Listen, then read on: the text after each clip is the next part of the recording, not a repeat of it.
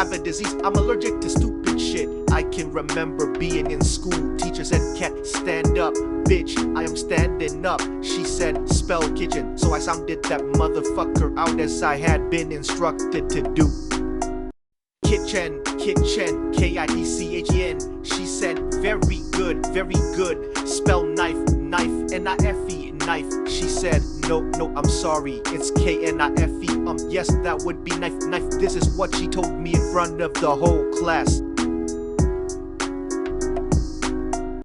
She said, the K is silent. I said, then take that quiet motherfucker out then, because it's confusing me. Right after class, I cut that bitch with the spoon. Just what the fuck?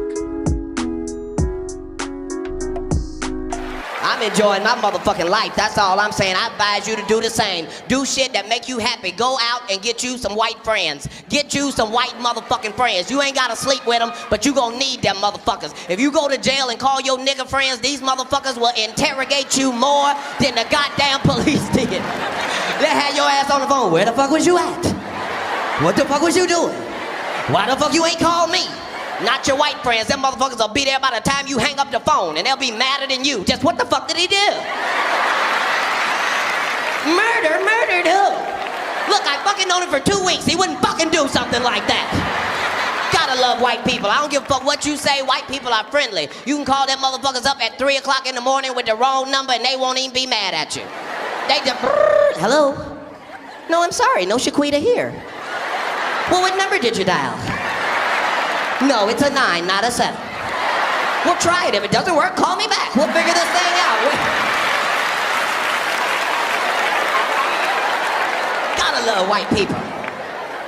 It's thanks to white people we know anything about wild animals. You realize that niggas have never in the history of niggerdom discovered a wild animal. Not one, not a wild pit bull, nothing. Because we too cautious. Niggas don't discover shit. We don't get close enough to discover. Niggas take no chances. That what nigga, is that a Rottweiler or a bear? Nigga, go, no, go, fuck that, go.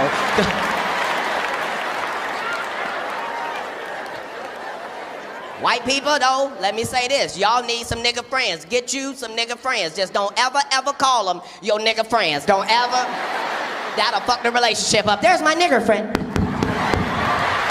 You guys say it all the time. What? White people, you need your nigga friends so they can tell you when shit is not appropriate. First of all, white people, please stop putting them little blue leashes on your children. Please stop doing that. That is only entertainment for niggas. That's all that is. We be excited then the motherfucker. Look at him, look. That's why white kids grow up and kill everybody in the goddamn school, because you done treated them like a German Shepherd ever since they was 3. They be in the store like, ooh, I want it.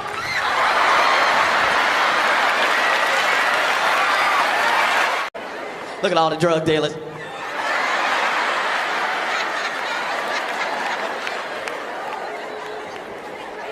Just saying, live your motherfucking life. You gotta get your motherfucking hustle. Understand niggas is gonna hate you regardless. Get that out of your head, that fantasy world where niggas ain't hating on you. You gotta be grateful. You need haters. What the fuck is you complaining about? What the fuck do you think a hater's job is? To fucking hate. So let them motherfuckers do their goddamn job. What the fuck is you complaining about? Ladies, if you got 14 women hating on you, you need to figure out how the fuck to get to 16 before the summer get here. The fuck is you mad about? Fellas, if you got 20 haters, you need 40 of them motherfuckers. What is you complaining about? If there's any haters in here right now that don't have nobody to hate on, feel free to hate on me. Sit back there and say my hair ain't luxurious when you know it is, bitch. Dipset.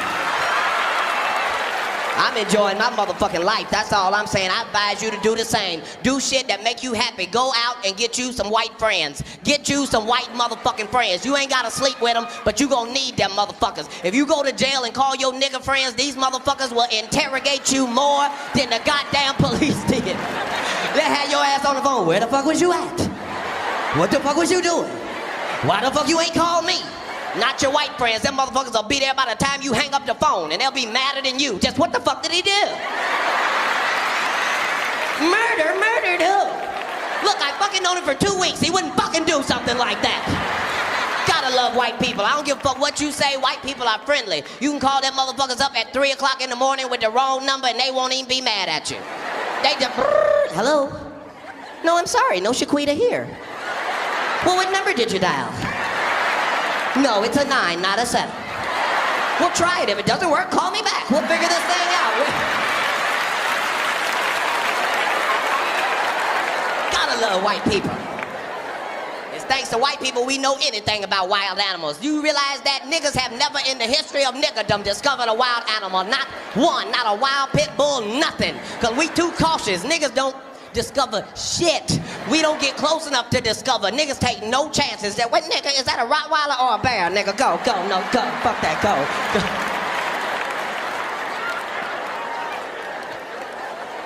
White people, though, let me say this. Y'all need some nigga friends. Get you some nigga friends. Just don't ever call them your nigga friends. Don't ever. That'll fuck the relationship up. There's my nigger friend. You guys say it all the time. What? White people, you need your nigga friends so they can tell you when shit is not appropriate. First of all, white people, please stop putting them little blue leashes on your children. Please stop doing that. That is only entertainment for niggas. That's all that is. We be excited then the motherfucker. Look at him, look. That's why white kids grow up and kill everybody in the goddamn school, because you done treated them like a German shepherd ever since they was 3. They be in the store like, oh, I want it.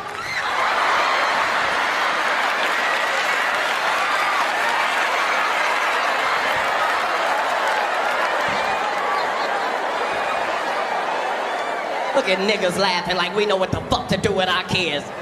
We don't know what the fuck to do with our kids neither. Look, I know all comics come on stage and say you need to beat your kids, but as a father, let me just say publicly, maybe we should stop beating our kids. Publicly. We are tired of going to the grocery store to see you beat your motherfucking babies. Maybe your baby ain't bad, bitch. Maybe you's a bad mother. Did you ever think of that, you retarded motherfucker? That is a toddler. Your baby's supposed to like Skittles, you ignorant bitch. As soon as your baby touches the Skittles, you, what the fuck did I tell your mother? What did I say in the car, bitch? What did I say in the motherfucking car? White people be like, you can't do that, bitch, you're next. What the fuck?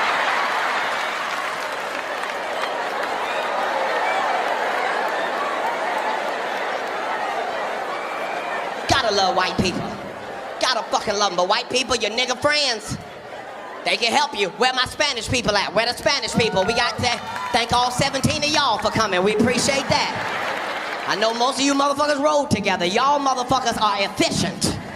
You ever seen them come to a club? It be 39 of them motherfuckers in the same car. Like,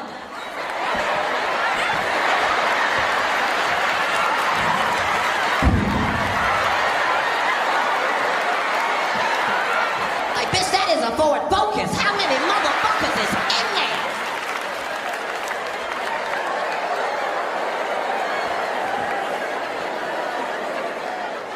But you need your Spanish friends. Don't nobody party like them motherfuckers. Nobody in the world party like them motherfuckers. Cause they don't need shit that niggas need. They don't need invitations or streamers or balloons or nothing. Them motherfuckers only need a front yard and some motherfucking Corona. And them motherfuckers... Niggas can't even go to their parties cause they don't never end. Fuck, you have a party last 3.5 motherfucking months. Just got niggas in there hostage. Just...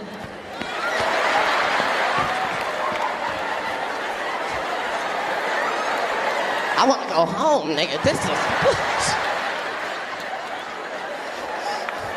Spanish people, you gotta get you some nigga friends too so they can tell you when shit is not appropriate. We are tired of going to the laundromat to see you in there. Your baby girl is all of 7 years old. This bitch has on a wedding dress and soccer shoes. Where the fuck is she going? Is she marrying bleach? This bitch...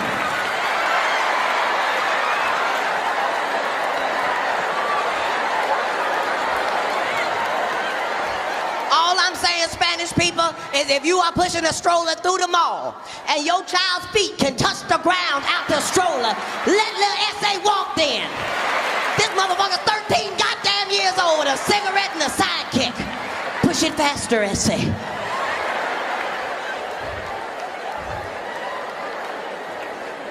All I'm saying is life is too short for racism. We all got motherfucking problems, but we can learn. We can learn. Just niggas, just, fuck that. Just don't try to do everything with your white friends. Don't get drunk with your white friends. Can't do it. Can't fucking do it. They don't drink like niggas. Niggas, we are very consistent. If a nigga drink Hennessy, that's what the fuck that nigga drink. That's what he drink. Hennessy. You ain't gotta keep asking. That's what he drink on Monday, Wednesday, Friday, his birthday, Jesus' birthday, Hennessy.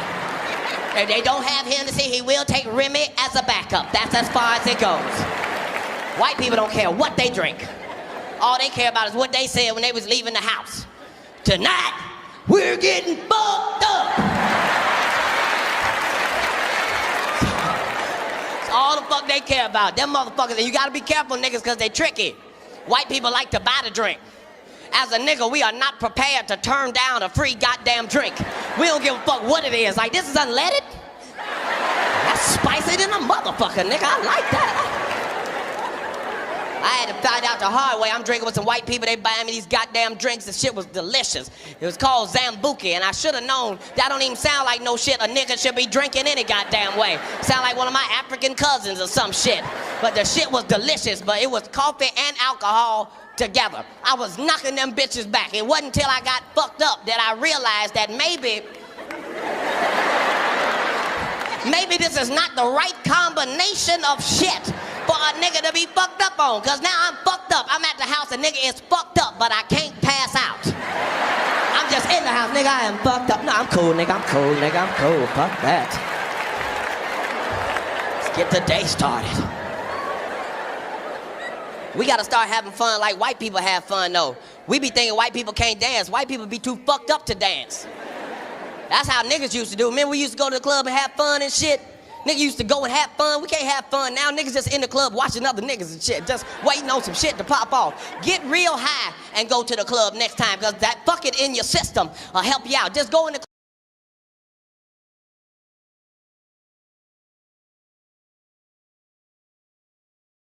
Yo, hold up. I'm watching this video, and I had to pause because I am dying over here. My wife just came downstairs asking why I'm cackling like a hyena at 2 a.m., and I don't even know how to explain this to her. Katt Williams is literally the most underrated storyteller of our generation, and nobody can convince me otherwise. The way this man can take something as simple as spelling a word in elementary school and turn it into a 20-minute philosophical journey about the American education system, childhood trauma, and the silent letters conspiracy is pure genius. Pure genius. But can we talk about the setup, though? The way he paints the picture of being that one weird kid in class. You know the one I'm talking about. The kid who always had the right answer, but said it in the most left-field way possible. I was that kid. I was absolutely that kid who would raise his hand, and the teacher would get this look like, oh no, what's Big Mike about to say now? And don't even get me started on his impression of the teacher. Spell knife. The way he mimics her voice, that condescending elementary school teacher tone that every single one of us remembers. You know that tone, that fake sweet voice that's really saying, I'm about to embarrass you in front of the whole class. Miss Patterson from 3rd grade, if you're reading this, I still remember how you made me feel when you corrected my pronunciation of February in front of everybody. But here's what got me. The existential crisis Katt has about silent letters. Bruh. This man really said, why is there a K in knife if we're not going to use it? That's false advertising. And you know what? He's right. He's absolutely right. The English language is basically one big prank that we're all just going along with. We got words like colonel, sounding like colonel, and Wednesday, where we just decided to ignore the D for no reason whatsoever. I'm watching this and thinking about my own kids in school, right now, dealing with this same nonsense. My daughter came home last week frustrated because she spelled through as through on a test and got marked wrong. I had to explain to her that English is basically 3 languages in a trench coat, pretending to be one language. And sometimes you just gotta memorize the weird stuff. But Katt Williams explains it better in 5 minutes than I did in 30. The timing on this man's delivery is insane. The pause after KNIFE, where he just stares at the audience. I felt that pause in my soul. That's the pause of a man who has been carrying this elementary school trauma for decades and finally found the perfect moment to release it into the universe. That pause contained multitudes, y'all. And can we appreciate how he weaves in the social commentary without making it feel heavy-handed? He's talking about spelling bees, but he's really talking about how the education system sets kids up to feel stupid for asking logical questions. He's talking about silent letters, but he's really talking about how society teaches us to accept things that don't make sense just because that's how it's always been done. The callback to the knife story when he's talking about other silent letter words had me rolling. They got a B in lamb. What is the bee doing there? Is it taking a nap? Is it shy? I can't breathe. This man really said the bee in lamb is shy. I'm stealing that joke and using it at the next family barbecue. I don't even care. But real talk, this bit hits different when you think about all the kids who get labeled as difficult or disruptive in school, when really they're just asking questions that adults don't have good answers for. Katt Williams was probably that kid who made teachers uncomfortable because he pointed out that the emperor had no clothes. And now look at him, turning that childhood experience into comedy gold that makes us all think a little deeper. The way he builds up to the punchline about what he actually spelled in class. I won't spoil it for anybody who hasn't watched yet, but when he gets to that part, the audience reaction is everything. You can hear people losing their minds, and rightfully so. The payoff was worth the entire 15-minute setup. I've watched a lot of stand-up in my day. Carlin, Pryor, Chappelle, Rock, and Katt Williams deserves to be mentioned in the same breath as all of them. The man can take the most mundane childhood memory and turn it into social commentary, personal therapy, and comedic genius all at once. That takes skill. Also, shout out to whoever was running the audio on this recording, because you could hear every single word crystal clear. Nothing worse than a great comedy bit ruined by bad sound quality. The lighting was perfect too. You could see every facial expression, every hand gesture. Production quality was on point. Random thought. I wonder if Katt Williams' elementary school teacher ever sees these videos. Like, imagine being Miss Johnson from Cincinnati Elementary School. I made that up, I don't know where he went to school. And finding out that your spelling lesson from 1975 became a viral comedy bit in 2023. That's gotta be surreal. The comments on this video are killing me too.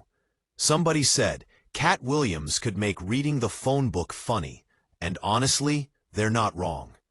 Another person said, this man turns spelling trauma into comedy therapy, and yep, that's exactly what happened here. I'm definitely sharing this with my teacher friends. They need to see this perspective on how their innocent classroom questions can become core memories for kids.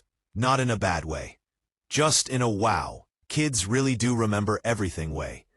My high school English teacher, Mrs. Rodriguez, probably has no idea that her explanation of iambic pentameter changed how I think about rhythm and language, but here we are.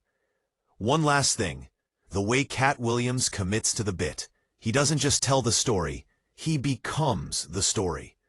You can see that little kid in him, still confused about the K in knife, still questioning why adults make rules that don't make sense. That vulnerability, mixed with the razor-sharp wit, is what makes him special. Anyway, I'm gonna watch this 3 more times, and then probably fall down a Katt Williams YouTube rabbit hole until sunrise. My productivity tomorrow is gonna be shot, but my soul is nourished. Sometimes that's the trade-off you gotta make. If you made it this far in my novel-length comment, thanks for reading. Drop a like if you think Katt Williams deserves more recognition for being a storytelling genius. And seriously, if you haven't watched this yet, stop reading comments and go watch it. You're doing yourself a disservice. Peace out. Big Mike 2847. P.S. I just realized I've been spelling definitely wrong my entire adult life, and I blame the American education system. Thanks for nothing, silent letters. P.P.S. Just remembered my own knife spelling trauma.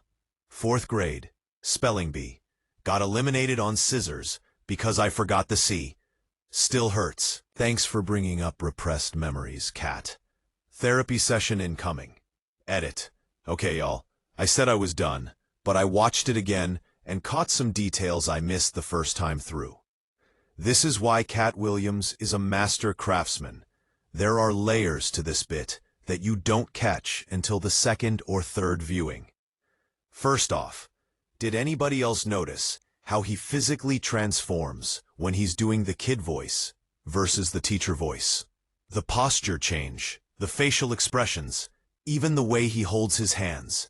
This man is basically doing a one-person play up there. When he's the confused kid, his shoulders go up, his eyes get wide, he's literally shrinking into himself. When he's the teacher, he stands taller, chest out, that authoritative stance. That's not accident, that's acting. And the way he uses silence. Comedy is all about timing. But Katt Williams uses silence like it's another character in the story. That moment, when he's processing what the teacher asked him to spell, the silence isn't empty.